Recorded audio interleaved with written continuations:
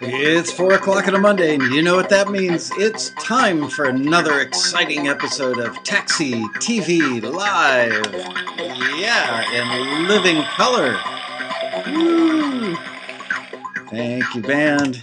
Thank you, fake audience. Hello, real audience. Let me get the chat room open. There you guys are.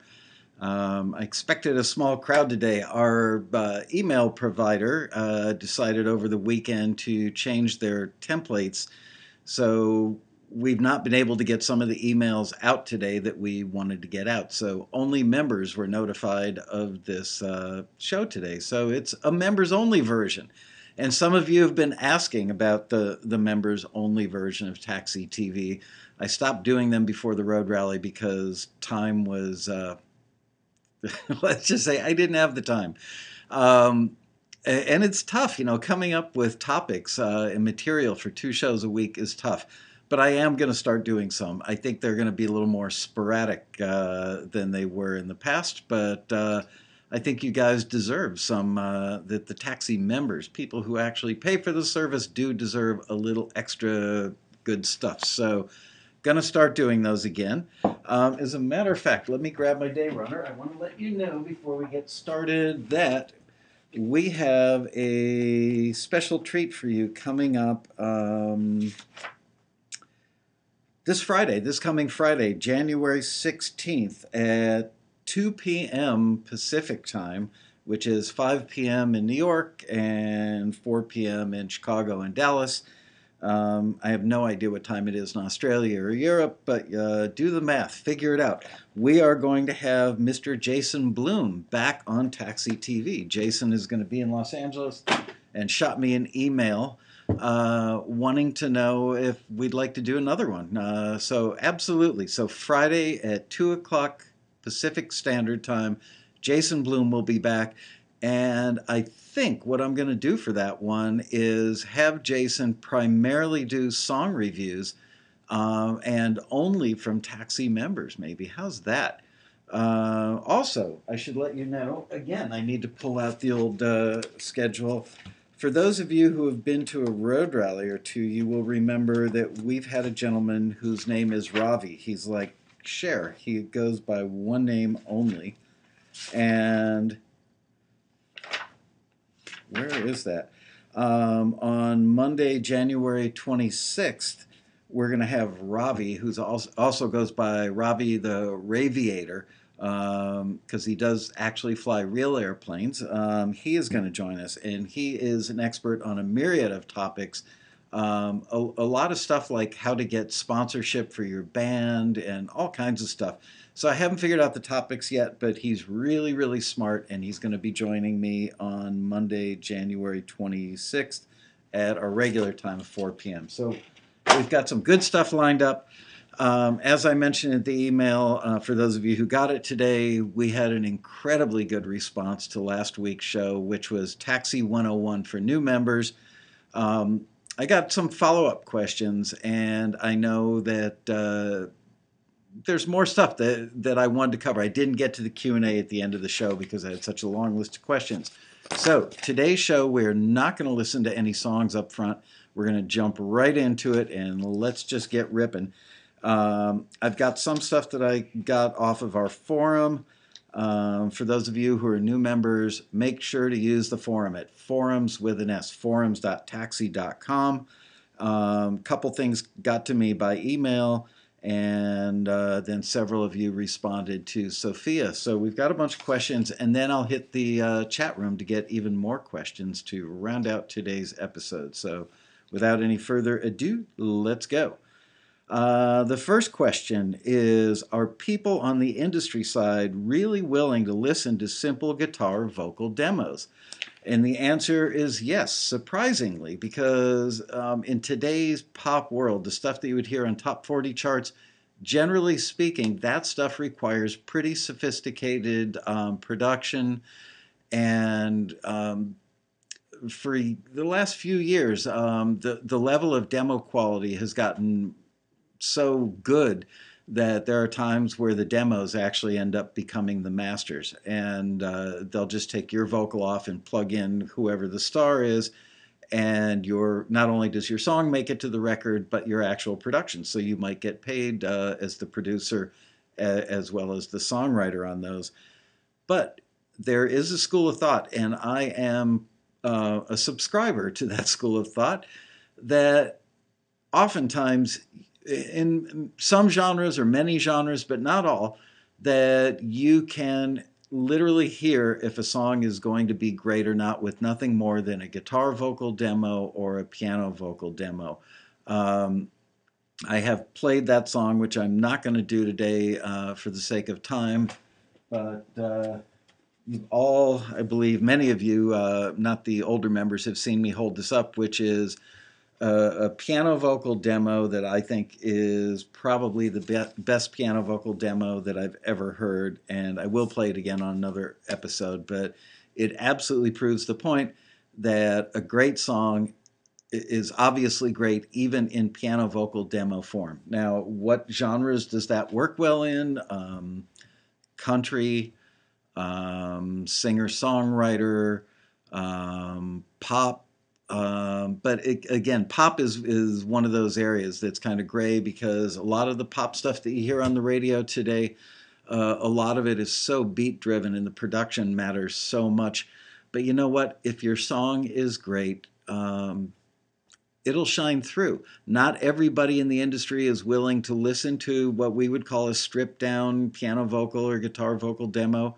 Some are, and I'm actually seeing a little bit of a swing back to that, which is like the good old days, you know, the Brill Building and incredibly good songwriters.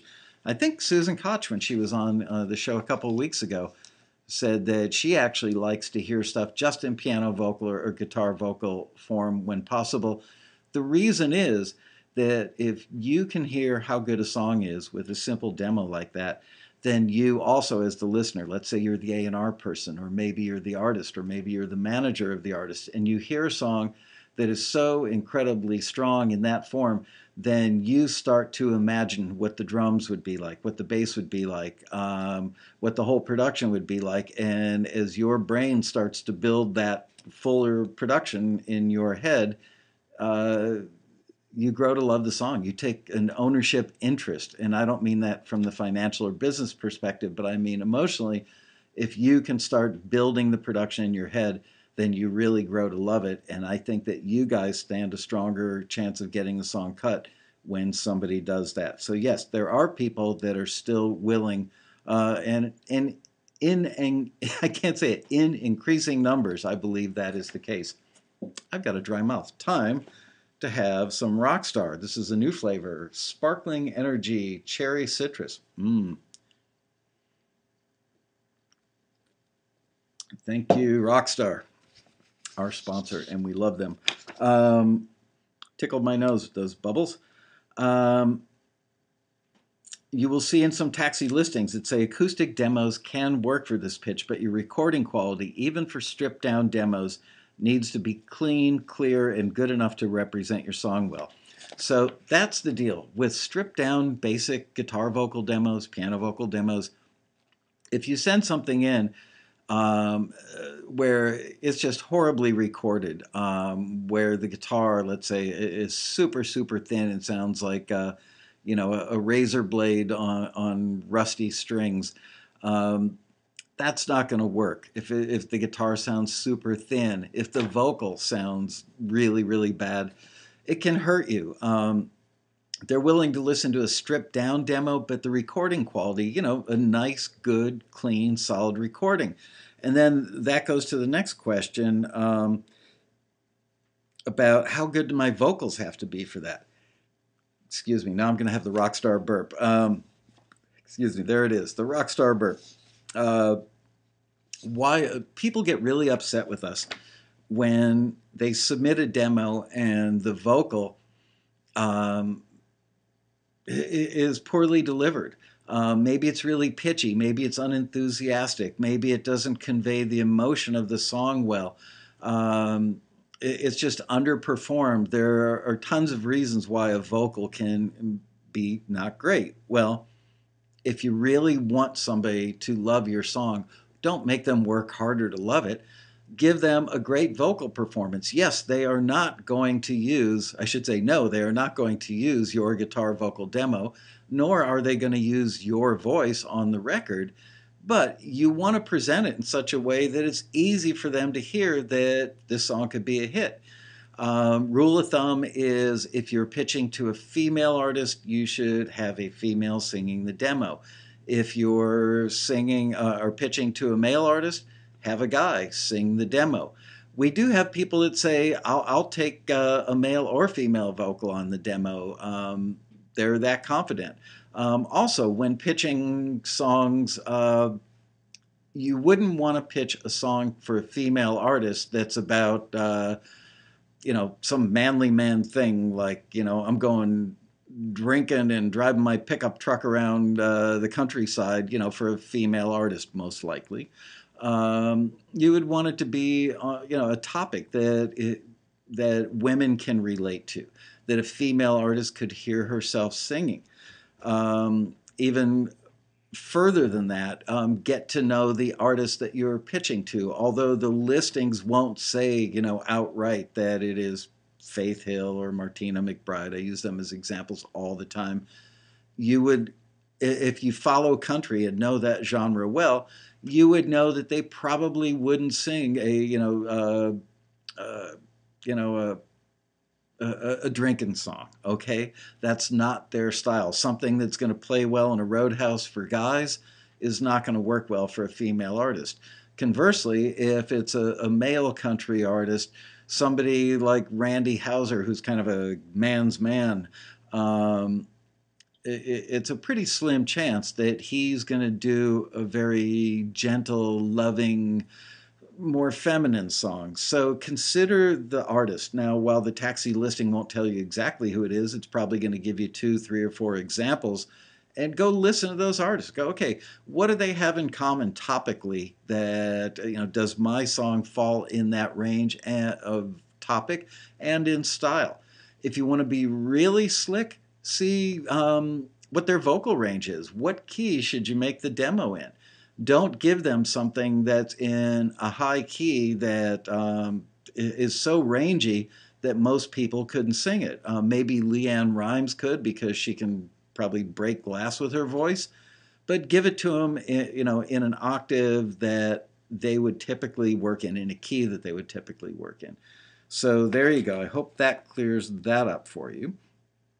I already covered that. Why do listings for other artists tell me that my vocals have to be really good? Now, that would be true even for a fuller production.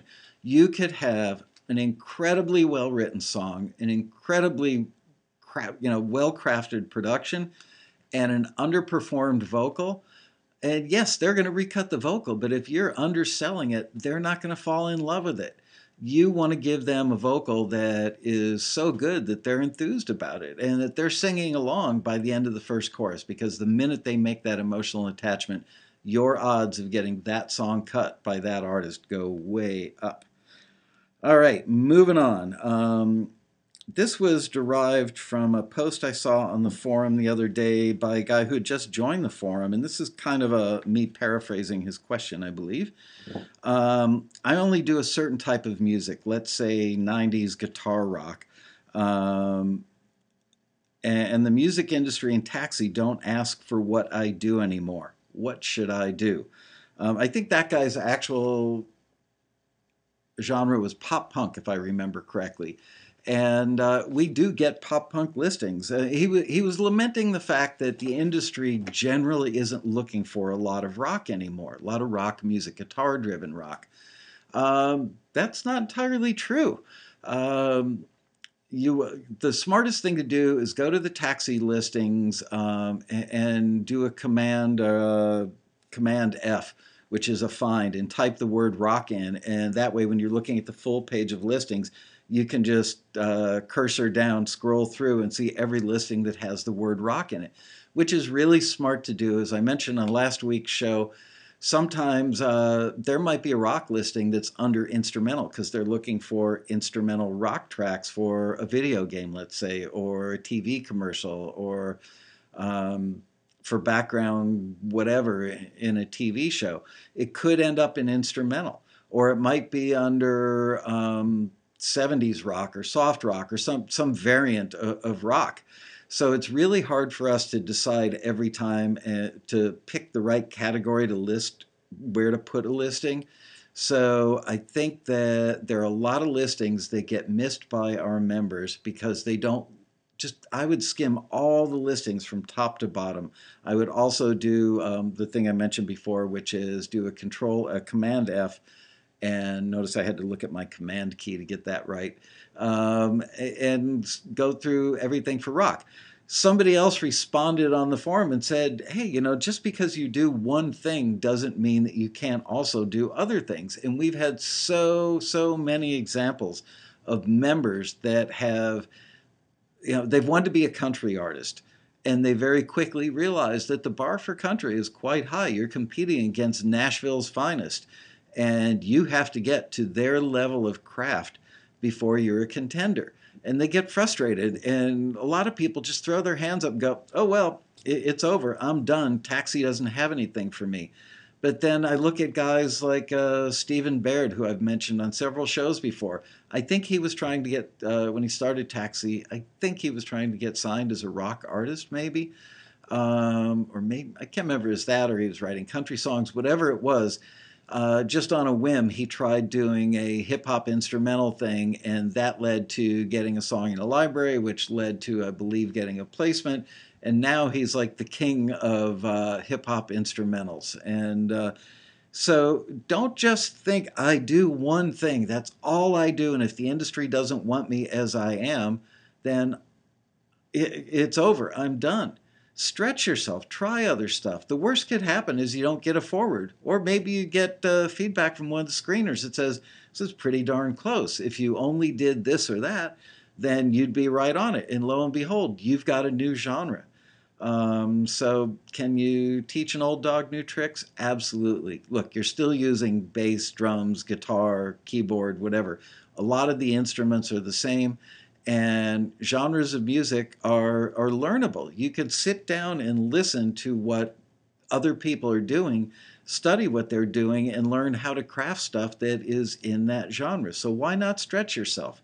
Don't peg yourself as just one thing, and if the opportunities aren't there for what you do, then it's over. Okay, here's a question. I think I got this from the forum. Somebody's talking about last week's episode. They said it was a great episode this past Monday. I wish that Michael would have covered that forwards don't automatically mean a placement. He said that some have been contacted, some people I think have been contacted 2 or 3 years after a forward, but I wish he would have gone more into just because your music gets forwarded, it doesn't mean that the company, being a library, label, a publisher, etc., will contact you. That's absolutely true. Look, let's go back to the old school way of doing things. You had a music attorney or a manager that would represent you, and they would push your stuff out. They'd pick up the phone and they would call A&R people, typically at every label they knew, and they wouldn't pitch hip-hop stuff to a country label, but they would pitch it where they thought it was the right type of A&R person in the right genre, and say, check this out. Well, I don't think any of us would think that just because an attorney or a manager got somebody's demo on an industry person's desk, that meant they were going to get signed. Just because it's getting heard, just because the contact has been made, does not mean you're going to get a deal. It means you've got an opportunity to get a deal. I mean, we all know that the Beatles, were on a gazillion desks before they actually got signed by George Martin at EMI. And the funny thing was, George Martin was actually a producer of comedy records, goofy old school comedy records. But he heard something in the Beatles and convinced the label to sign them. But they'd been turned down, I think, everywhere else in the industry. So just because you get a forward doesn't mean that you are going to get a deal. Now, as I mentioned on last week's show, I don't want to go into depth on this in this show because it was last week, but a lot of times you get forwarded and somebody may actually like what you're doing, but they don't have a need for it right now. Yet they put it in a folder on their computer, or it goes into a pile, like my pile of CDs back here and everywhere around my office. Someday they may have a need for something and go, oh yeah, I remember that girl that did that really slick kind of Chicago style blues thing, and she totally knocked me out with it. Well, it might be a year or two or three or even 5 years down the road, but you've made it on the desk. That's the important part. Yes, sometimes people hear something, they absolutely fall in love with it. It's absolutely what they need right now. And the phone call or the email happens and a deal gets done right away. But there are other times where, for whatever reason, it sits there and does nothing, or it sits there and 6 months later or a year later, whenever, um, it results in a deal. So the objective on your part, I think, is getting your stuff on as many desks as you can. And that means by submitting to as many of the right listings. Again, we don't make money when you submit. We don't care. We don't encourage you to submit wildly because we don't make any money on submission fees. But I do encourage you to make the right pitches, because you want to get as many irons in the fire as you possibly can. It's killing me. I'm seeing the chat room scroll by. I keep looking over there. Um, and I'm going to ignore that for now. I will get to the chat room questions in a little bit, though. Hi, Michael. I'm mainly interested in trying to get my songs to an artist, as I'm sure many other members are. True statement. We know that record companies and publishers have an arsenal of professionals to cater for their artists. This includes staff writers who hone songs specifically for the particular artist's needs and the marketing people's beliefs in what will sell. Can't blame them for that. They want to make music that is going to sell records or make money for the record company. I understand that. The taxi listings give a good idea of what they're looking for, but with all the professionals the record companies already have on hand, what are the real percentages for a taxi submission to oust their own people? I think it'd be interesting if you could give us some basics on how the process works when a record company is looking for new material for their artist. Who decides where they want to go with the new record? I think stylistically is what this person is implying. Who gives the specifications and who has the final say? I'm sure you can give us a lot of feedback on this, and I'm sure there are a lot of members who'd really like to know what you know. So please tell us. That's from Geir. Geir. I'm sure I'm mispronouncing this gentleman's name. It's Geir. Anyway, thanks for a great question. I'm going to go back and take it in chunks. Yes. Well, let's take the case of a record company working with a new artist that is reaching out for songs from other people. Yeah, they have artists who, look at Katy Perry doesn't write all her stuff. Britney Spears doesn't write all her stuff. Many of the artists that we hear on the pop charts and the country charts don't write their own stuff. Singer-songwriters tend to write more of their own stuff, but pop and country artists specifically don't write the majority of their own stuff, and they do reach out to professional songwriters. Well, they reach out to the people that are the mega hit writers, guys like Max Martin, people like Rock Mafia, who were at the Road Rally in November. They're frequently called writing camps now. That's the terminology that's used. And Max Martin doesn't work by himself. Rock Mafia has a group of people who are with them at their compound every day. And the big stars hit them up saying, do you have anything for us? Well, of course, those writers are very tuned into what's going on in the marketplace, not just today, but what's going to be a hit 6 months to a year and a half down the road. Because any record that's getting made today is probably not going to hit radio for another year or so. The record company has to get all those gears turning before, it's not like they record it today and it's on the radio next week or a month from now. So yes, they do reach out to the usual suspects, and the usual suspects tend to come and go. They get hot for a while and then they're not hot and people don't use them anymore. But here's what's interesting as far as you guys are concerned. They're always looking for the next hot writer. They're always looking for the next hot producer. So just because you're from, Canton, Ohio, doesn't mean that you don't have a shot. Are you going to compete against Max Martin? No, he's going to get through the door first until Max Martin's not doing what they want anymore. But could you be the next Max Martin? That is also what they're looking for. So I hope that answers that aspect of the question. Staff writers that are signed to publishers, yeah, they've, especially in the old days, it's a little different nowadays, but it used to be that publishers would sign a stable of writers, anywhere from 5, 10, 20, 50, maybe 100 writers for a big publisher. And they would advance them money against future royalties, and the writers were obligated to turn in a certain number of songs per year. Um, and then the people on the pitching side of that publishing company would go out there and pitch their stuff to artists that they thought were a good fit for what those writers were writing. Um, Nowadays, that's not the way it's done as much as it used to be. Okay. And individuals with single songs actually do have a better shot these days than the staff writers, because there aren't that many staff writers signed to publishers. Publishers these days tend to try and sign writer producers or writer artists, or in the perfect world, somebody who's a writer, a producer, and an artist. That would be a publisher's dream. That would be a label's dream. We actually get listings from record labels now that are looking for songwriters because they want to pair those songwriters up with their artists. The artists don't make much money anymore from selling CDs or from selling downloads. There's not much to be made on the selling side of the music industry.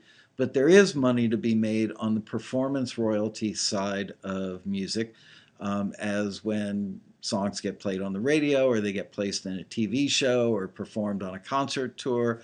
Even, when you sit in a restaurant and you hear music in the background, those restaurants and hotel lobbies pay an annual license fee to ASCAP and BMI and CSAC for the right to use that music, and then they pay an annual fee and the money gets divvied up back to the writers if the right paperwork is done. And it's a little mysterious to me, but that's how it's supposed to work. So the artists and the record labels are looking for writers and writer producers to team up their artists with so that they can create something together. That way the artist is going to make money from the songwriting side, and specifically from the performance royalty income stream that comes from writing the song. So they are looking for talented people to pair them up with, and they're always looking for fresh, talented people. But you've got to be better than the guys who are doing it. You can't be somebody that sounds, out of date and expect to kick somebody's butt who's on the bleeding edge of what's happening today. But if you could write songs in the 90s, if you really invested yourself and spent time studying today's hits and thought to yourself, okay, where's it going to go 6 months from now? I think I mentioned in last week's show, look at Florida Georgia Line. They took hip-hop beats and hip-hop vocal phrasings and combined it with country music. I think they probably had the conscious thought that, hey, the listening audience for country radio has skewed younger now. It's not, 40-year-olds anymore. Or if it is 40-year-olds, they grew up with hip-hop from when they were 20. So let's take hip-hop rhythm tracks and put country on top of it with country subject matter in the lyrics, mash it all up and see what comes out of it. And hence you've got hip hop, which is booming right now. So, what could you mash up in other genres that you might work in that could do the same thing to put you on that bleeding edge where you're 6 months to a year in the future instead of 2 years or 5 years or 10 years in the past?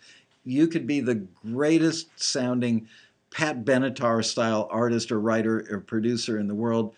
nobody really cares, with the exception of people that are looking for vintage music for TV shows that took place in the Pat Benatar era, which was the 70s and 80s, I believe. Um,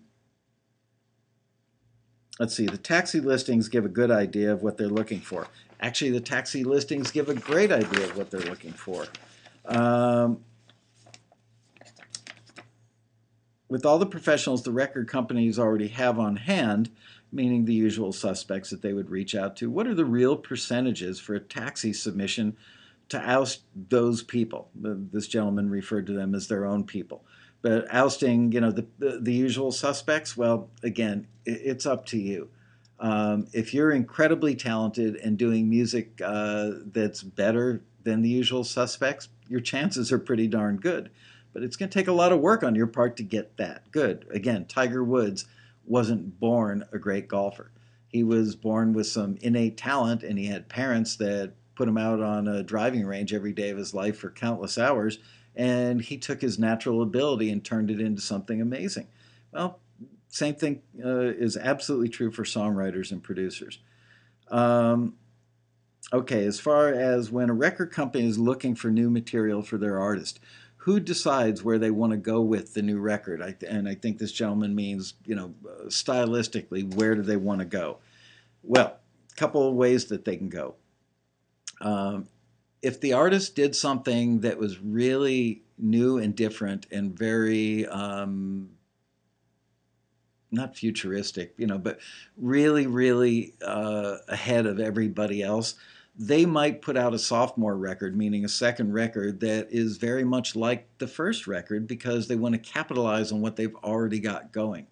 Another school of thought would be, let's try and push the envelope out another 15%. Let's go beyond what we did on the last record and try and break new ground again. That's awesome when it works. Sometimes it's dangerous and they go too far and their core audience doesn't relate to the new thing they've done. The Beatles were the masters of, almost every record they came out with, and they used to come out with an album every few months, especially in the early part of their career. They were always moving forward and coming up with stuff that was just groundbreaking and new and different. It was a different era back then, and radio was much more apt to play stuff that was groundbreaking and new and different back then. Nowadays, radio likes what radio likes, and they don't like stuff that pushes the envelope too far, but they do like stuff that pushes the envelope somewhat. And I think right now that we are in a semi-unacknowledged golden era of radio taking chances. Lord is an example that I often use. Who would have thunk that they would have signed an artist like Lord and that she would have a huge, huge hit with a song that was not your typical beat-driven dance pop top 40 radio style hit. Instead, it was dark and the subject matter was unusually strange compared to everything else on Top 40 radio, but it resonated and people loved it, and she had a huge breakout hit. Curious to see what she does with her next record. Remember, what was it, like, I don't know, a year and a half or so ago? What Does the Fox Say? Wasn't that the name of the song? Nee, nee, nee, nee, nee, nee, nee. I mean, my God, that could not have been any more out there. But when you really analyze the song, it was classic pop song structure, and it had a million great hooks in it, had an unbelievably catchy melody. The lyrics were like from another planet, but easy to sing and lovable in their own strange way, and the song was a breakout hit. So the producer and the A&R person, the artist and the manager, that is the team of people that typically decide where that artist is going to go for a particular record. Second records are tough. Sophomore records are really, really hard. Typically, when an artist gets signed, they've had a period of 5 to 10 years where they're writing all this great material from all these great life experiences that they have, and they've got a pretty deep well to pull from. And they kind of shoot the whole deal on the first record and they end up with a breakout hit. Well, now they're out touring to support that record, and they have very, very limited time and limited energy to write new stuff, and they've got to write it, in a fairly comparatively short amount of time. And it happens very, very frequently that the sophomore record, when they turn it into the label, is not as good as the first record, and the last thing a record company wants to see is the second record stiffing after the first one was a breakout success. So that's when they go to the outside world. They go to the Max Martins and the rock mafias of the world, and they have those folks co-write with their artists. They reach out to pro songwriters looking for stuff. They may even do covers of old hits and try and do some cool new version of it. But that is when they become much more open to taking outside material. But again, it is the record label, usually the A&R person, taking the lead on that from the label perspective, the artist manager and the producer and the artist all putting their heads together. And look, the artist has a lot of input, but if the artist is going, too far outside the norm, oh gosh, who was it? I can't think of the artist. It was a female artist, but on her third record, I wish I could remember who it was, but on her third record, she said, "Look, damn it, this is what I want to do. This is who I am artistically," and you got to respect that. But the record was a stiff. So the manager, sometimes the manager, will fall on a sword or a knife for their artist, even if they know the artist is doing something that's probably not going to be commercially successful. They will still support them because that is their artist and they want to keep their job. The A&R person's in an unusually hard position because they've got to placate the label, placate radio, try and create a hit, and keep the artist happy that they're signed to the label. And they've got to placate the president of the label who's leaning on them going, "Come on, damn it, give me a hit." And then there's the producer who is going to be bringing songs to the artist as well and trying to interpret what the direction the label wants to go in, the direction that the artist and the artist manager want to go in, and the A&R person, and trying to pull that all together and out of that synthesize something that makes everybody happy. And as often happens in business and in general, decisions by committee don't work out all that well. You end up with something that's not very edgy, that's not very groundbreaking, and is watered down and ends up sucking. And then everybody in the end points fingers at everybody else going, "It's his fault, it's her fault, it's their fault, not my fault." So there you go, Gare. Thank you for that question. I hope that gives you the answer you wanted. Oh, as far as who has the final say, it depends. If the artist has a really good contract, the artist may have the final say. If the artist is a new artist, relatively new artist, then the label's probably going to have more say-so. This was a tough one. I think I need a little water here. I don't remember who sent this one in. Oh, it was Russell Landwehr. Hey, Russell.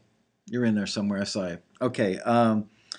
Michael, if you're going to do a Taxi 101B, which we are doing right now on Monday, I would like to know the full income stream for cover songs, including sync, mechanical royalties, performance royalties, and what the publisher and/or supervisor has to go through to license them. And why are some songs harder than others to use? Okay. I'm not a lawyer. I'm not an expert on this stuff. I'm relatively well informed, but just know that I'm not a world-class expert on all aspects of this. Excuse me. By the way, and this is an old cover, an old version, but Music, Money, and Success by Todd and Jeff Brabec, B-R-A-B-E-C, Todd and Jeff. Todd was the senior person at ASCAP for many years, like 20 years in the LA office. Jeff is a music attorney at Chrysalis Music Publishing. The book is thick, it's intense, it's highly informative. Like I said, this is not the most recent version of it. But this book has been around, and they update it like every 2 or 3 years. It's been around for a long time and is considered to be one of the best on the market. It will explain this in depth from people who are more expert than I. But let's take this piece by piece. Okay, income stream for cover songs. Well, it depends who owns the publishing. Let's say Mary Had a Little Lamb is the song. And let's say I wrote Mary Had a Little Lamb and I did a co-publishing deal with Universal Music Publishing 10 years ago on Mary Had a Little Lamb. That means that from the publisher's share, they probably got 50% of the publisher's share. I kept 50% of the publisher's share, which is half of the total publishing dollar. And then the other half of the publishing dollar is the writer's share, which almost always stays 100% with the writer, although there are exceptions to that, but not many. So in that scenario, the songwriter, me, who wrote Mary Had a Little Lamb, I wish, well, not really, but I would make 75 cents on every dollar earned from that song. Now, there are mechanical royalties and there are performance royalties. A mechanical royalty is somewhere around 10 cents per record manufactured per song. I don't know the exact number, but I think it's somewhere right around 10 cents these days. And so let's say that you sell 1 million copies of an album that has my song, Mary Had a Little Lamb, on it, and I get 10 cents per song times $1 million, times 1 million units. So I would get $100,000 from the mechanical royalties because they are mechanically pressing CDs, okay? Now, that's different when it comes to music being downloaded and sold, and I don't know exactly if there's a statutory rate for that, and that was rate with a T, not rape. I don't know. Honestly, I don't want to give you false information, but I don't even know if there is a mechanical paid. I'm sure that this has been an issue. I remember years ago, an old friend of mine said there should be a thing called a percanical, which is a combination of a performance royalty and a mechanical royalty for downloaded music, because you're not physically and mechanically stamping something out, but the end result is somebody is buying a unit of that song when they download it. So, and then performance royalties. Performance royalties are monies that go to the songwriter when a song is performed publicly, whether that, again, is at a concert, on the radio, or placed in a TV show or a film. And I think I mentioned last week, if it's in a film in the United States, the songwriter does not get paid a performance royalty for theatrical release. Pretty much everywhere else in the world, the songwriter does get paid a performance royalty when people go see it in a theater. In the United States, you don't get paid for when it's seen in the theater, but if the movie makes its way to TV, you do get paid. And what the publisher or soup has to go through to license them. So now we're talking cover songs. Okay, there's a thing called a favored nations clause. Let's take the scenario of my song, my imaginary song, Mary Had a Little Lamb, and I wrote it, and let's say that I did a co-publishing deal with Universal Music. And now Russell Landwehr is going to do a cover of my song, and somebody wants to license Mary Had a Little Lamb, my Mary Had a Little Lamb, and they want to put it in a TV show.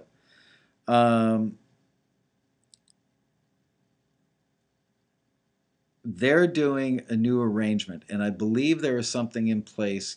Somebody in there is going to know better than I. Somebody in the chat room will know better than I. If I do a substantial change in the arrangement and the song makes it to a TV show, then I'm entitled to a piece of the performance, although I don't believe that I take any of the copyright.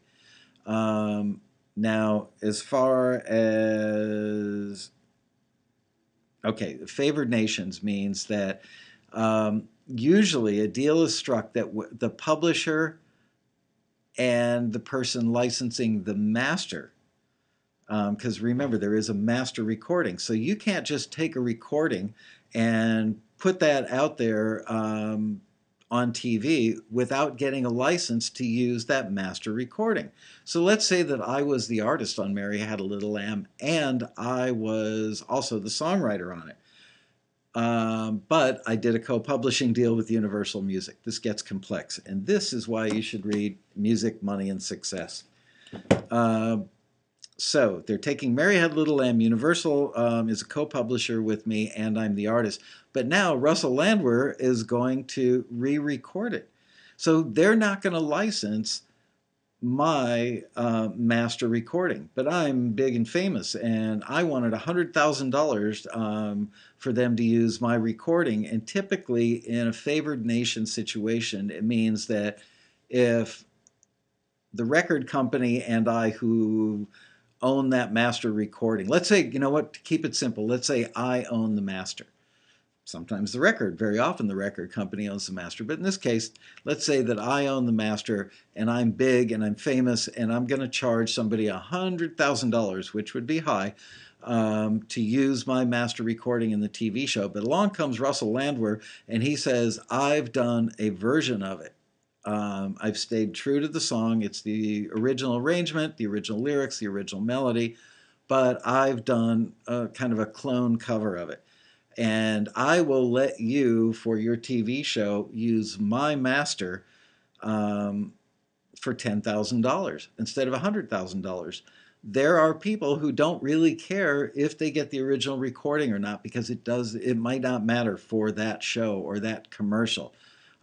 Especially if it sounds pretty similar to the original version of it, they're liable to go with the person who has the less expensive version of it. Now, they may want to use the original master because they so desperately need that authenticity. So let's say that the artist is going to get, or the label that the artist was on is going to get $100,000 for the right to license that master recording. The publisher is going to say, all right, we'll do a favored nations deal, meaning that they too will take $100,000. Now, if it's a co-publishing deal, that $100,000 is going to get split between me, the songwriter, because I own half the publishing because it's a co-pub deal, and the publisher, Universal Music, is going to get the other 50% of the publishing. So we're going to split the publisher share of that $100,000. So the net cost to that TV show for the use of that song and the original master recording is going to be $200,000. I think I remember somebody saying and it may have been Russell or somebody else elaborated on the forum, what about the case where it is, there are people like Neil Young and the Beatles and some other artists that just don't like their stuff showing up in TV commercials or TV shows. They can often control that because they're really big and they're really famous and they own their masters or some interest in the masters, or they may own 100% of their publishing, or maybe they had a clause in their co-publishing deal that said they had creative control over where their stuff gets used.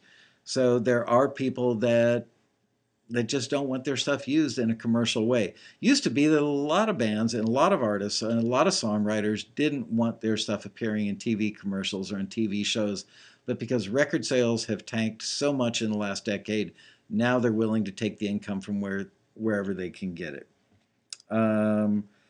Okay, moving on. Again, buy that book. You will learn a lot about all this stuff. What does sync friendly mean when I see it in the listings? And what would make something sync unfriendly? Sync friendly, it's a broad general term, and it means probably that the song, that it's going to lay well under dialogue. That's one aspect of it. It's not going to get in the way of what's going on in the script. Or if it's being used in a TV commercial, that it's not going to get in the way of the voiceover or the dialogue in that. It means that lyrically, that it's got universal lyrics, which, again, I repeat from last week, universal lyrics don't have specific names, dates, times, places, brand names, or profanity in them, generally speaking. Because, like I said last week, you can't use a song that talks about, I kissed Antoinette under the Eiffel Tower at sunset in Paris. Um, that is not sync friendly. Okay, something that talks about, in very general terms, when I'm with her, I feel amazing, or it's a beautiful day. That is sync friendly. It's a universal lyric that's sync friendly. So, it's kind of a default or a de facto place to go with sync friendly from a musicality standpoint. Typically, stuff that sounds like what's out in the marketplace now, whether oh gosh, a typical something you would hear on the radio with a lyric that is not specific or doesn't have specific names, dates, times, or places. That means it's generally sync friendly. It's a broad term. Okay. Moving on to here's one that came in through Sophia, I think, from the Facebook page.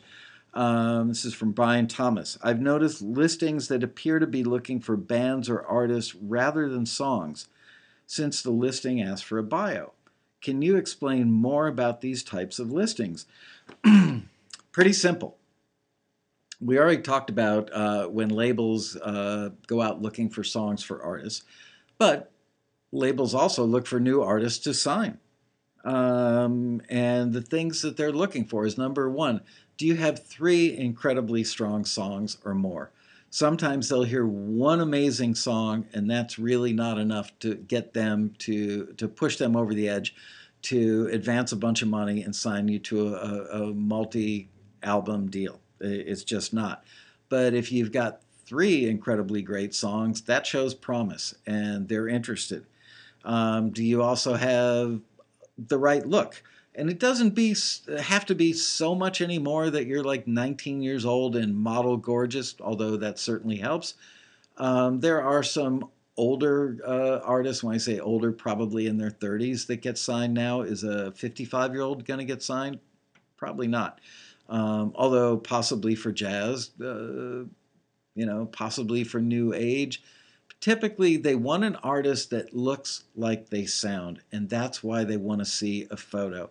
Do they want to see a photo of you with your shirt off standing in front of a rack of gear? No, they don't care that you have a really awesome home studio. They want to see that you look like the music coming out of the speakers. They want to know that you can get 300 people out at a club. They want to know that you've toured regionally, and all the clubs that like original music, that you're playing those clubs on a regular basis, and that you've marketed yourself well and you've built up a following. They want to know that you've also built up a following online using Facebook and Twitter and Instagram and any other form of social media that's working at the moment.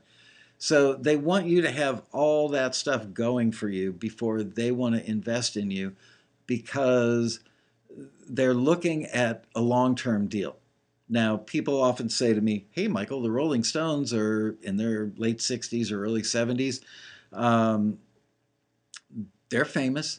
Well, yeah, but they were, like 18 when they got signed, and they've had 4 decades or more to build up and concretize their fan base. So, but a 60 or 70-year-old is probably not going to get signed today, because the label wants to know that they can build and grow and develop that artist over time and keep selling more and more product, keep making more and more income as time goes on.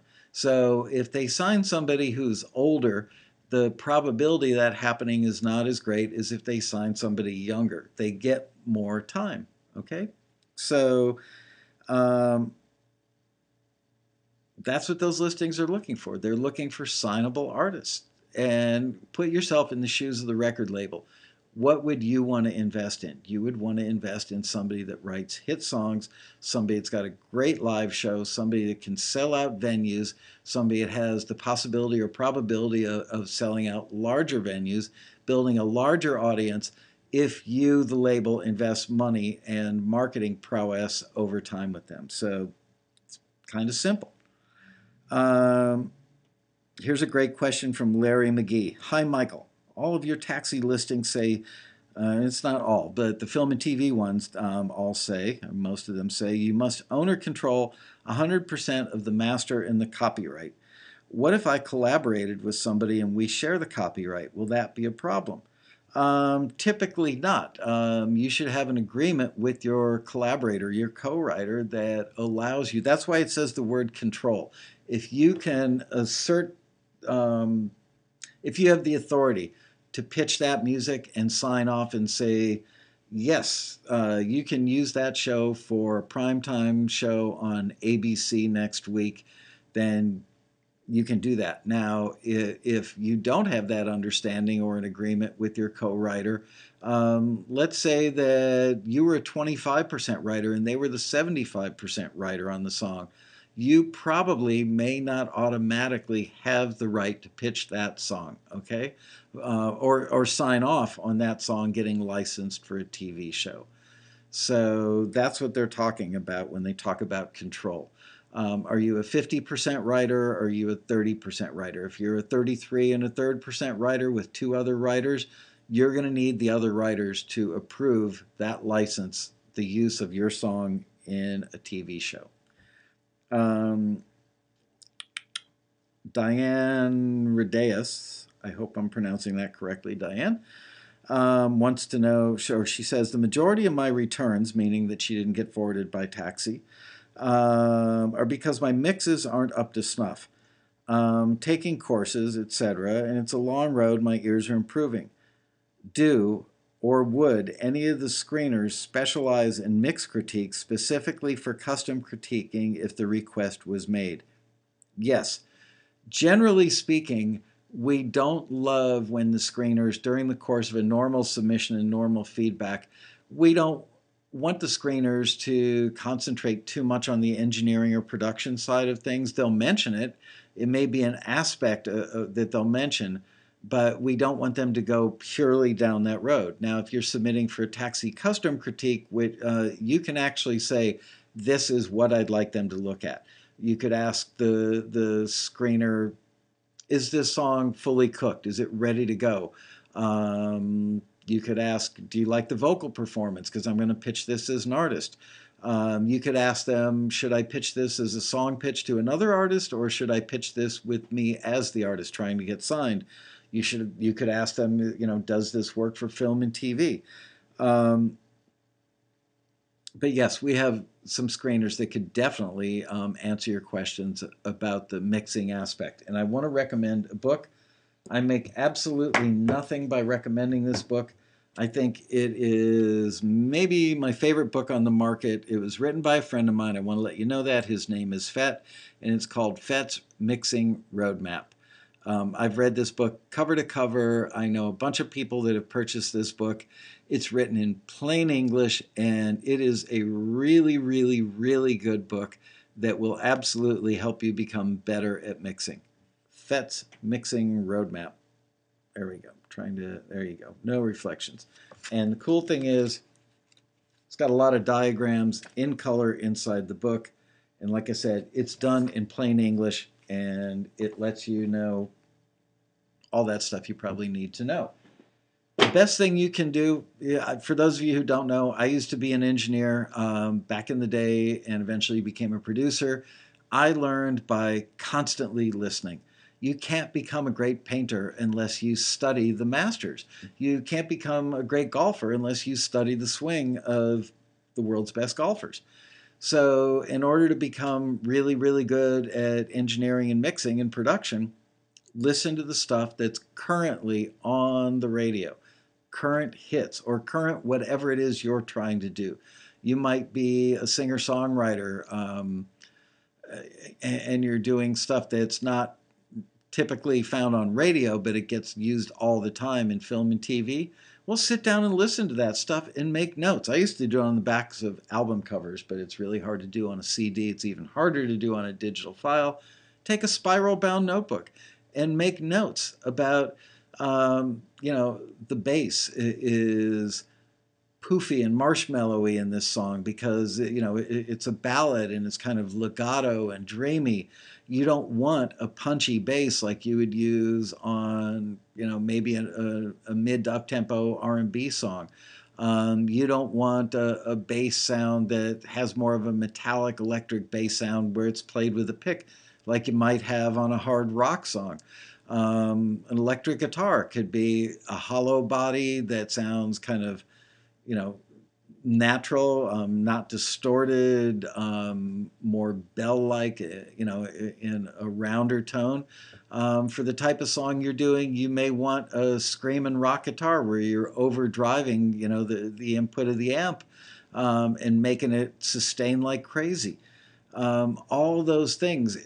Mixing becomes so much easier when your arrangement is good, when you don't put too many instruments in the arrangement, and when your sounds are good at the source. In other words, a great sounding bass is going to sound better than a bad sounding bass in the mix.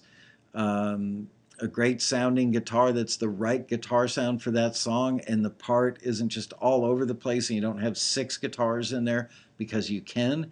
Just because you can doesn't mean you should. Keep your arrangements simple and direct and to the point, and take things out, bring things in. Not every instrument needs to be playing all the time throughout the entire song. They shouldn't be. So if you start with the sounds of the instruments and the arrangement, mixing gets a whole heck of a lot easier. I personally start with the kick drum and the bass guitar.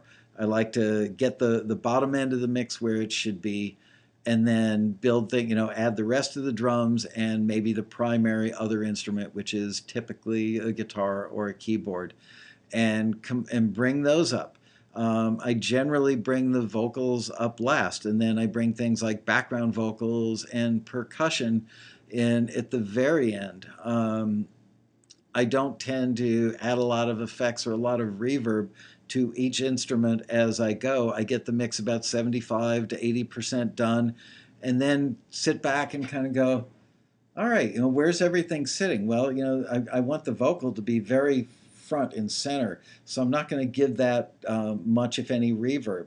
But the guitar is kind of dreamy, and so I want to put that kind of out there in the background. So I'm going to add reverb to that, and it's going to be reverb with a longer decay. And maybe the snare drum, I want a certain kind of room sound on that, but it's got to sound consistent with the rest of the mix.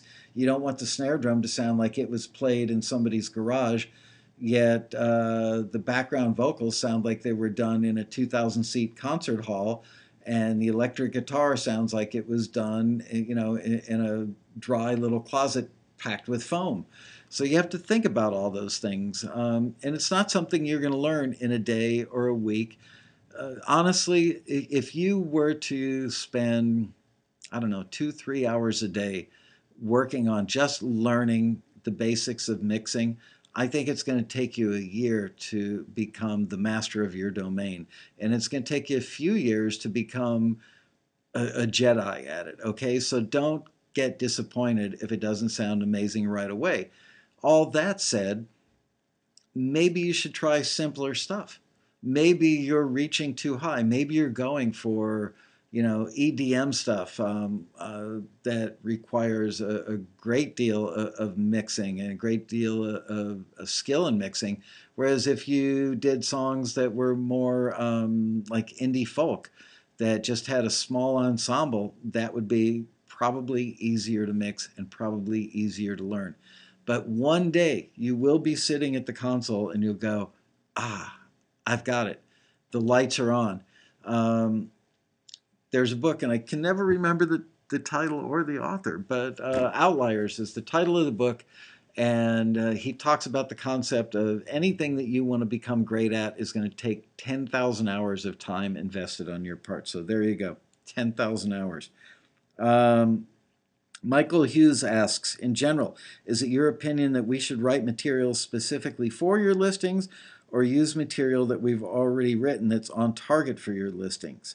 Does one method appear to work better for the majority of your customers? Um, I've never taken an official survey. Anecdotally, I think that people go through two stages, especially people, I'm looking around for a prop, but people that have cranked out a CD and pressed up 1,000 copies at disc makers. Um, and they join Taxi and they submit that stuff. It's finished. They've spent a lot of money in the studio. They've gotten it mastered. They pressed up 1,000 copies. They join Taxi. They submit it, and they are heartbroken when they get back the first feedback that says, "Song's pretty darn good. Needs a bridge. I can't put in a bridge. I don't want to spend any more money. I shot my entire bank account making this. It just is what it is." And they keep submitting it over and over and over, and they get really ticked off at us because it never gets forwarded. And a lot of times it doesn't get forwarded because it's got no bridge. The song is a B plus for whatever reason. Maybe not just the bridge, but for any reason. So um, if I were that person, I would want to go back and fix that song. So people with home studios that have the ability to go back and repair stuff or modify it do have an advantage over somebody that has just 10 songs or 12 songs and they are what they are. So those same people, they go through the stage of initially submitting what they have in the original form. It's like in concrete, etched in stone. Then eventually they become good enough at their home studios where they go fix their stuff and they find out, lo and behold, I am now listening to the screeners, I'm paying attention to the feedback, the stuff is getting forwarded, yay me. Then they start looking at listings and they go, I've got a song already started, I should finish it for this listing. Or I've got a song that's mostly done and all I need to do is mix it. I should mix it, submit it for that listing. And I'm absolutely sure that there are other people who start stuff from scratch just for the listing. So I think it really runs the gamut. The people who have been Taxi members for a few years and have home studios, and again, I want you to know that you don't need to spend 10 grand, 25 grand, 50 grand, or 100 grand. Literally a Mac laptop with a decent chunk of memory in it, in a relatively new operating system, and $150 worth of microphone, $1,000 worth of ancillary stuff, meaning some sample libraries if you need that stuff. You can make some incredibly good recordings. I could absolutely make a record using GarageBand and an Apogee One, which is a microphone and interface, the analog to digital interface that goes into your computer, all built into one box, and it's about the size of an iPhone. I'm absolutely certain I could make a record with that. And probably with very few, maybe not even any plugins. But I'm also an experienced engineer producer, and I know how to do that stuff. But if you get reasonably good with what you've got, you can accomplish almost anything you need to do with a pretty inexpensive studio. I'm constantly surprised. Some of our most successful members are almost embarrassed to tell me, yeah, I've got a fairly old studio. Stephen Baird, to mention him again, he I think had nothing more than Reason when he started out, and was doing stuff with very, very old synthesizer, basic recording stuff. But he was writing the right music and knew how to use his gear well, and was getting forwarded and getting deals and getting placements. So there you go. Two Parts Analog wants to know, is there a scale for selling instrumentals to major labels? I don't think so. I'm not a world-class expert on that subject. I don't think there's, certainly not a statutory scale. I think it's market priced, whatever the market will bear. If you're somebody who's a hot producer and you make killer, tracks, you could get 10 grand, 20 grand, 50 grand for a track. If you're nobody and you're selling stuff trying to sell stuff that's pretty mediocre, you're not going to get much, if anything, at all. So it depends how good you are, how long you've been doing it, what kind of reputation you have. All those things probably play into what the market will bring you for those instrumental tracks.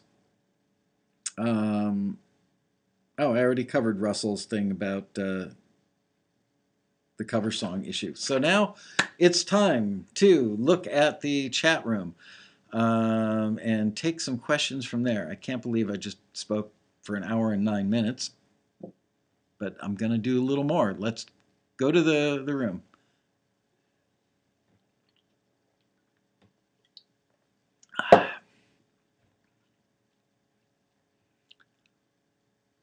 Tips for naming a song. Metri Steve 1 wants to know, or me try Steve, tips for naming a song.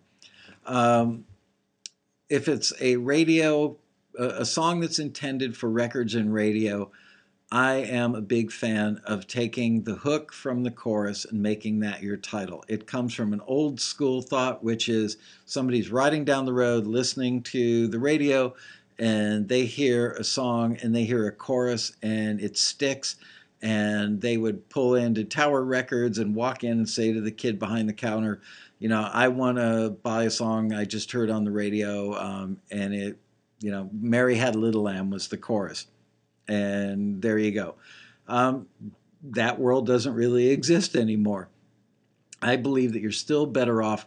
Why would if your chorus is oh gosh,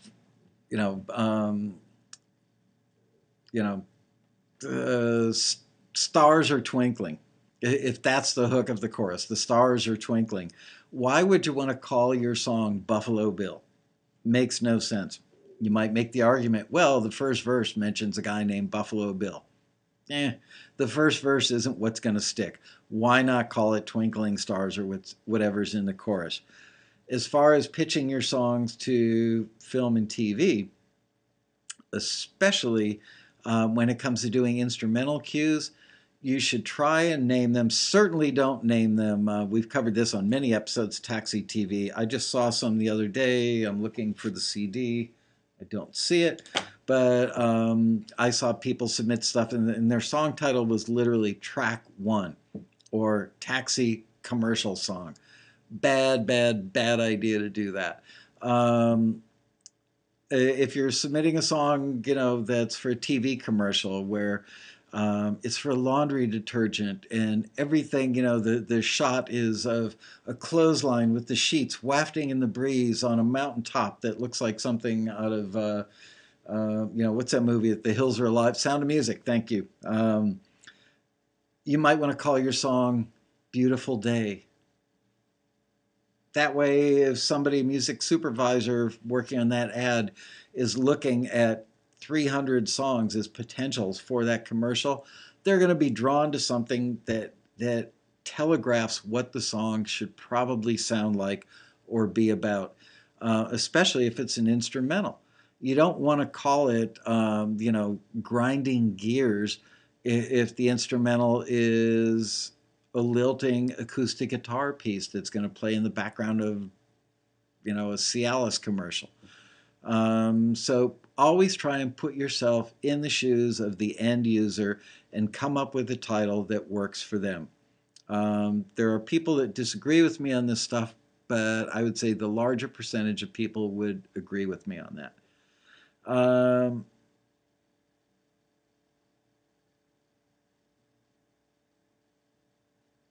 Follow-up from Russell on the cover song topic. If I do the cover song, do I get royalties or just the sync fee? You would only make money on their use of your master.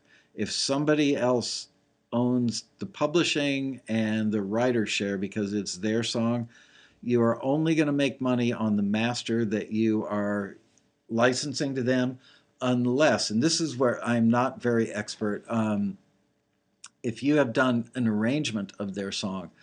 I could be wrong about this. I'm probably wrong about this, but I believe that there is some provision that if you've done an arrangement of somebody else's song, that maybe you get 20% for that use of that arrangement.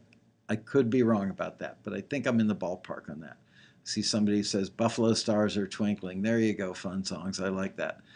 Uh, Michael, what if you own 100% writers and publishers, but the master is on an indie label like Roadrunner? The label's going to have to, if somebody wants to use um, the master recording and the song is on Rounder Records or whatever the indie, it doesn't matter if it's an indie label or a major label. Whoever owns that master is going to have to allow that master recording to be licensed for that use.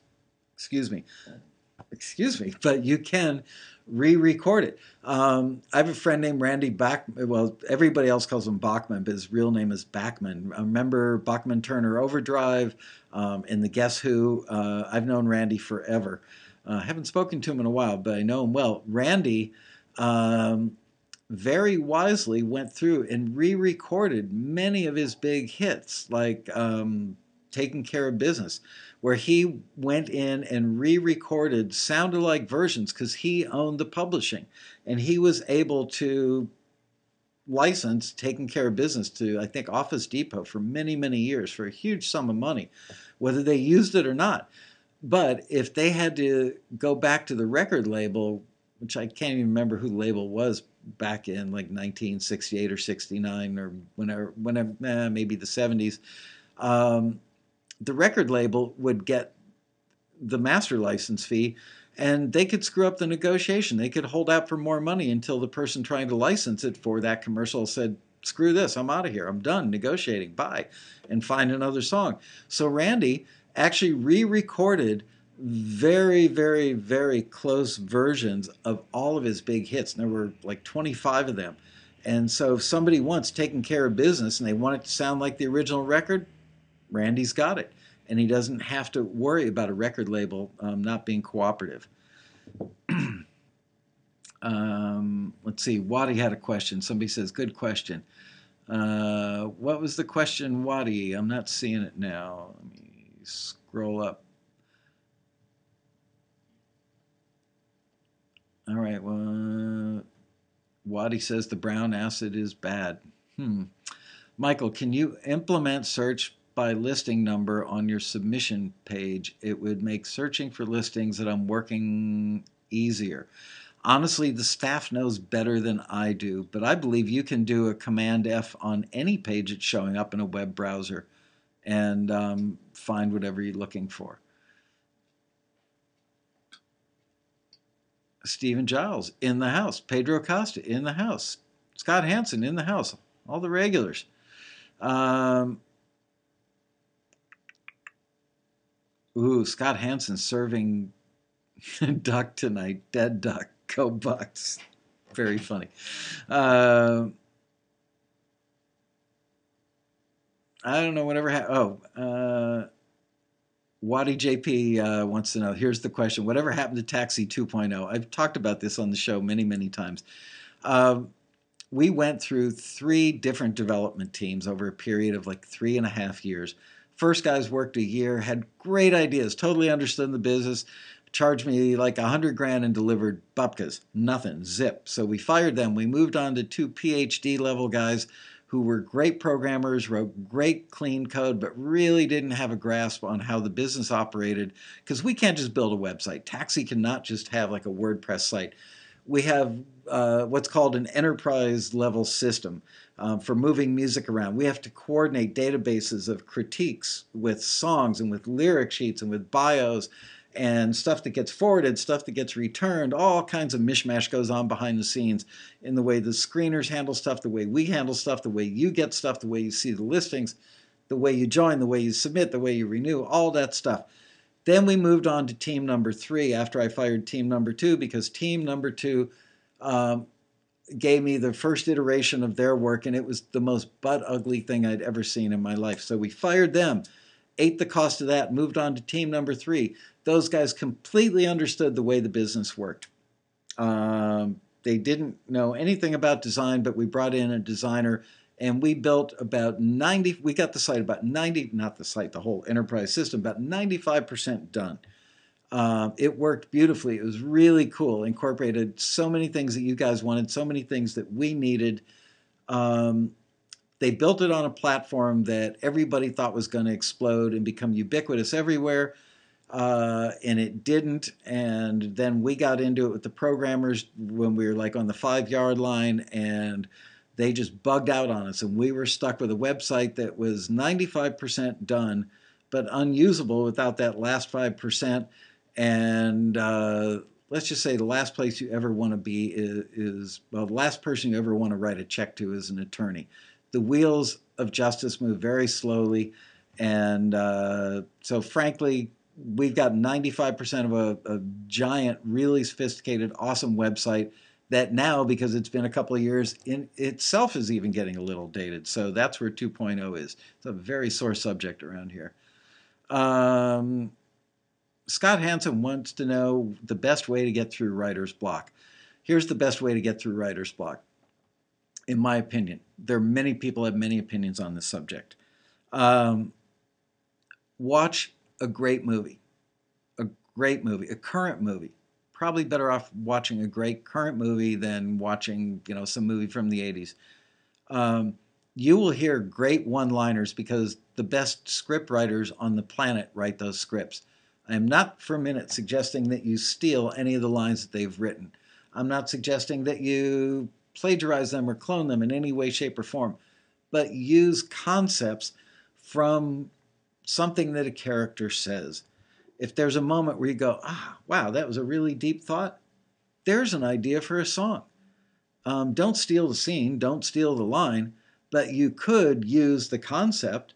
Somebody, is searching for the perfect heart. Bad example, but you know what I'm saying. If they say something and it makes the hair in your arm stand up, couldn't you write a song that's based on that idea? That's not stealing. That's not plagiarizing. You're taking an idea. It's probably a very universal idea that everybody has had that emotion, that feeling, and use that as your jumping off point to go write something new. So there you go.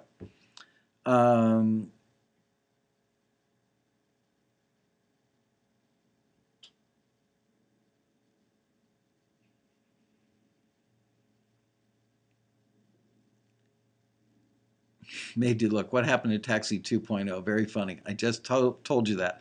Sore subject.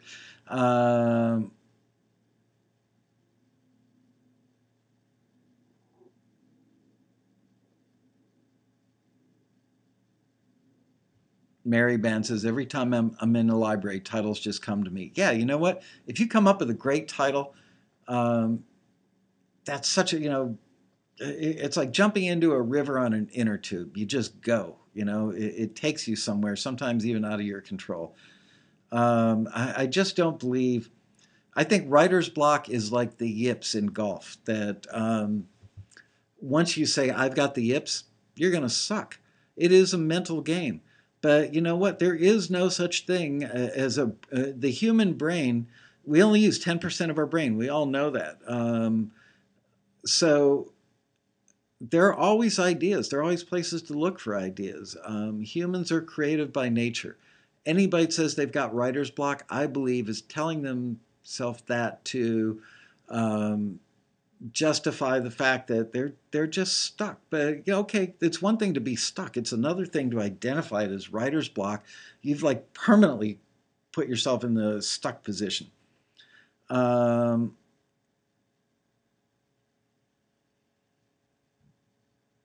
Mary Ban says, only problem is if I don't have paper and pen with me. Yeah, but you know what? You may not have paper and pen with you, but you've probably got that with you. Okay, so, this thing's got voice record on it. Call your voicemail or hit the voice recorder button. Les Sampu says, I don't think I've got 10% left in me anymore.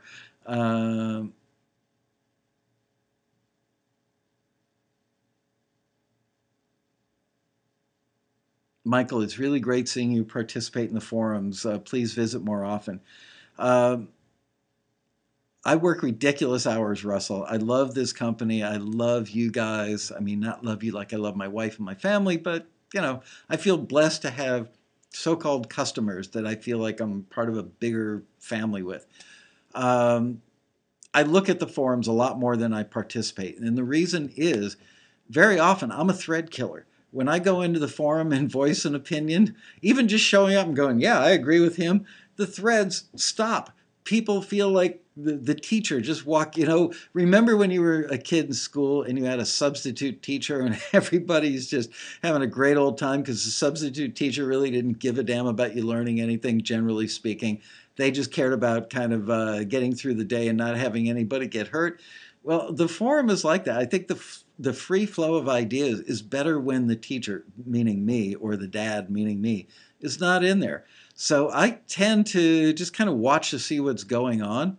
Um, I've got friends that are in the industry that talk to me. It's funny. Sometimes I'll go to dinner with, a music supervisor, a library owner, a producer, what have you, friend of mine, and they go in forums, and I'm kind of surprised. But they think that our forum is interesting because it is such a warm and welcoming place, and there are so many good ideas, and there are so many helpful people in there. I think they're a little amazed by that.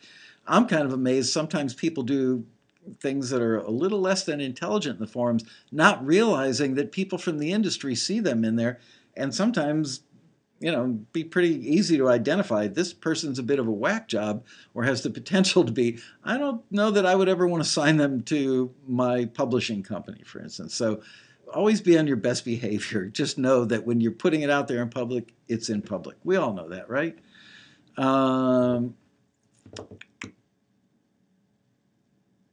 Michael thought so too. Yeah.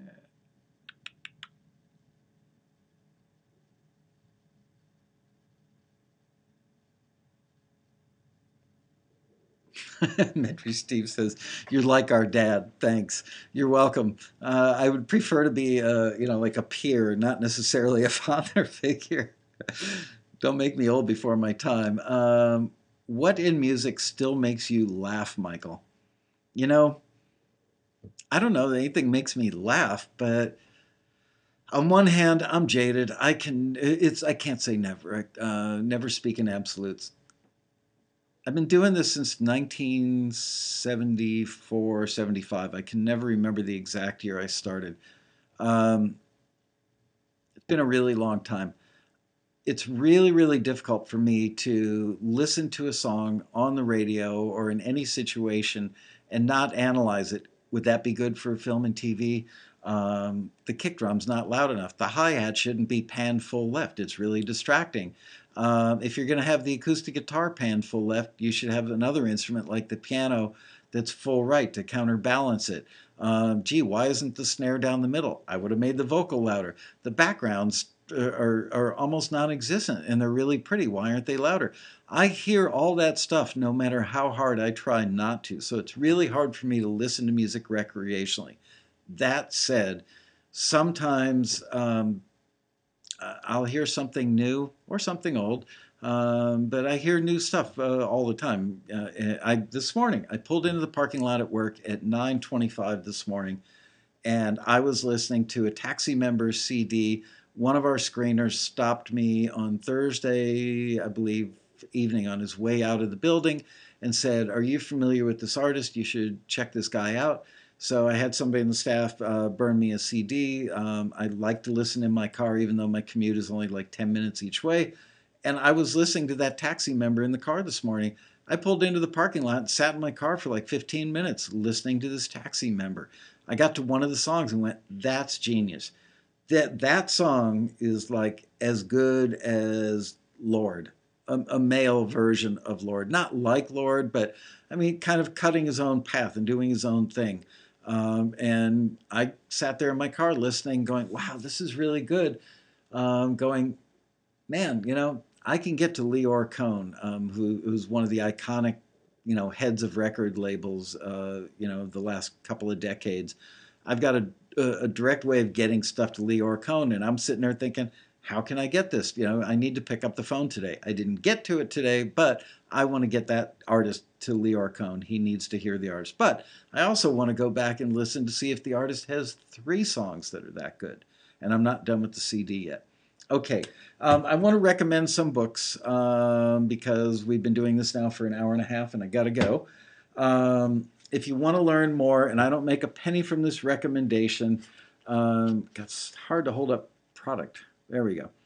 Demystifying the Cube by Dean Krippain. I believe that all Taxi members should read this book. If you want to understand, especially the instrumental side of stuff, but this also talks about songs with vocals somewhat too. It's an incredibly good book written by a Taxi member who has become very successful, and he has, in fact, demystified the cube. Great book. I am shocked. People do not understand. Not 100% of people, but many, many, many, many people think, okay, I write songs, therefore my songs could be used in film and TV. You could have the greatest song for radio and records in the world, and it probably won't be right for film and TV. It's a different animal. And frankly, most major publishers don't understand that. Most people in the industry don't understand that. Music supervisors understand it. Library owners, production music libraries, and film and TV specific, film and TV music specific publishers understand it. But there are not a lot of people who understand that writing songs for film and television is a different version of the craft of songwriting. Robin Frederick wrote this book, Shortcuts to Songwriting for Film and TV, and I do make a couple bucks every time you buy one of these. I am the publisher. I want you to know that. Dean's last name is Krippain, by the way, the guy who wrote Demystifying the Cube. I'm shocked that more people, I mean, not that this book sells poorly, but a lot more people have purchased this book, Shortcuts to Hit Songwriting, which I think everybody agrees is one of the great songwriting books of all time. As great as it doesn't really cover writing songs for film and TV. Not instrumental stuff, but understanding how to craft songs that are going to kick everybody else's butt for film and TV. This book is like, I don't know, 31 bucks, I think, on Amazon. Buy the book. You will love this book, especially if you've read this book already. Don't stop there, because most people are making money with songs, getting them placed in films and TV shows. This book tells you the kind of stuff. It is a different style of writing. The song structure is different. The approach to lyrics is different. The approach to musical hooks is different. There are a lot of things that are different, and this book is amazing. So there you go. Remember where to go. The Brabeck's book, Music, Money, and Success. I couldn't find a copy. Somebody stole my copy of John Brahaney's book, The Craft and Business of Songwriting. God rest his soul. John died a couple of years ago, but he wrote one of the great books, songwriting books of all time. People still love it. For mixing, Fett's Mixing Roadmap, also available on Amazon. So there you go. That is another episode of Taxi 101 for members, part 2. I hope you guys enjoyed it. Thank you for showing up. I'm sorry that we didn't have a larger audience, but like I said, our email stuff is just not working today. So only the members got the email. Anyway, thank you guys. And don't forget, Friday, 2 o'clock Pacific time, Jason Bloom will be in the house, and I'm going to ask him if we can spend most of the time with him reviewing songs. He's really, really good at it. He's a ton of fun to have on the show. Thank you, guys, and I will see you Friday and then see you again. Oh, I'm not going to be here a week from today. So I'll see you Friday and then 2 weeks from today. So that's it for now. Signing off from Taxi World Headquarters. Thanks for showing up. Thanks for the great questions. And see you soon for another exciting episode. More applause of Taxi TV.